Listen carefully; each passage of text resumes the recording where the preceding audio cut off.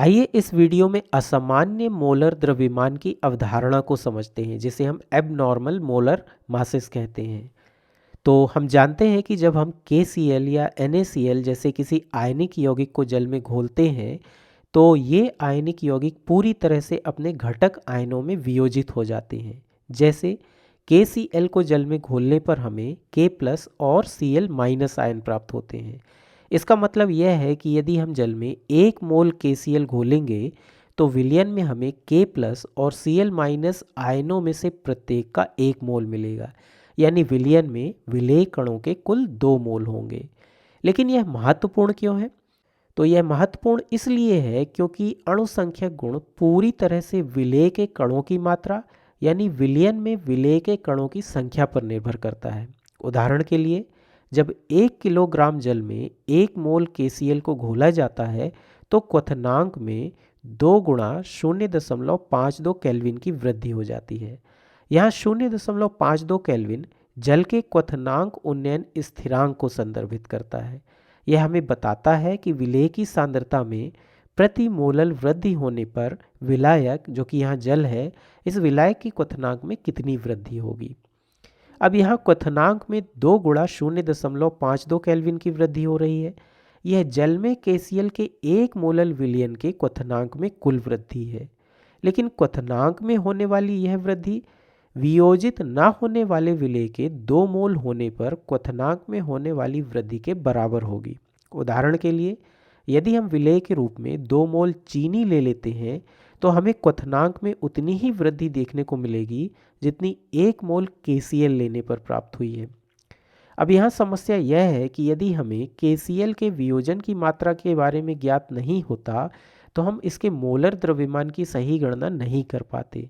लेकिन चूंकि यहाँ क्वथनांक में वृद्धि 2 मोल कणों के अनुरूप है, इसलिए हम KCl के मोलर द्रव्यमान की गणना यह मानकर करेंगे कि यह 2 मोल कणों से बना है। इसके आधार पर हम यह निष्कर्ष निकाल सकते हैं कि चूंकि 2 मोल कणों का द्रव्यमान 74.5 ग्राम है, इसलिए 1 मोल KCl का द्रव्यमान 37.25 ग्राम होगा।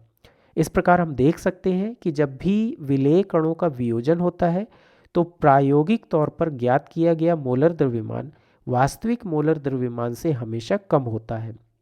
जैसे इस मामले में KCl का प्रायोगिक तौर पर ज्ञात किया गया मोलर द्रव्यमान 37.25 ग्राम होगा, जबकि इसका वास्तविक मोलर द्रव्यमान 74.5 ग्राम है। इसके आधार पर हम स्पष्ट रूप से यह भी निष्कर्ष निकाल सकते हैं कि संयोजन की स्थिति में बिल्कुल विपरीत देखने को मिलेगा। उदाहरण के लिए, जब बेंजीन जैसे गैर ध्रुवीय विलायक में एसिटिक अम्ल के अणुओं का संयोजन होता है तब हाइड्रोजन आबंध बनने के कारण एसिटिक अम्ल के 2 अणु संयोजित होकर एक डाइमर बनाते हैं, जैसा कि यहाँ आप देख सकते हैं। यहाँ आप जो डॉटेड लाइनें देख रहे हैं ये एसिटिक अम्ल के अणुओं के बीच बने हाइड्रोजन आबंध हैं।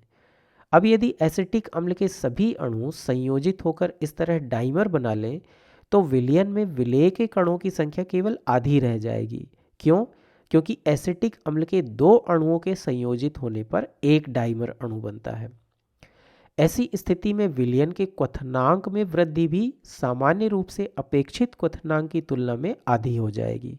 इस प्रकार प्रायोगिक तौर पर एसिटिक अम्ल का मोलर द्रव्यमान हमें डाइमर के मोलर द्रव्यमान के रूप में प्राप्त होगा, जो कि लगभग 120 ग्राम प्रति मोल होता है। लेकिन एसिटिक अम्ल का वास्तविक मोलर द्रव्यमान इसका केवल आधा होता है। दूसरे शब्दों में हम कह सकते हैं कि जब विलेय के कण संयोजित हो जाते हैं तो प्रायोगिक तौर पर प्राप्त मोलर द्रव्यमान वास्तविक मोलर द्रव्यमान से हमेशा अधिक होगा, और इसे ही हम असामान्य मोलर द्रव्यमान या एबनॉर्मल मोलर मासेस कहते हैं। विलेय के अणुओं के संयोजन या वियोजन के कारण उत्पन्न होने वाली इस असामान्यता की सीमा का निर्धारण करने के लिए वॉन्ट हाफ ने एक पद प्रस्तावित किया जिसे हम वॉन्ट हाफ गुणक कहते हैं। इसे अंग्रेजी के स्मॉल आई अक्षर द्वारा निरूपित किया जाता है। आगे आने वाले वीडियो में हम वॉन्ट हाफ गुणक के बारे में विस्तार से जानेंगे और यह भी समझेंगे कि यह अणुसंख्यक गुण के समीकरणों को कैसे संशोधित करता है।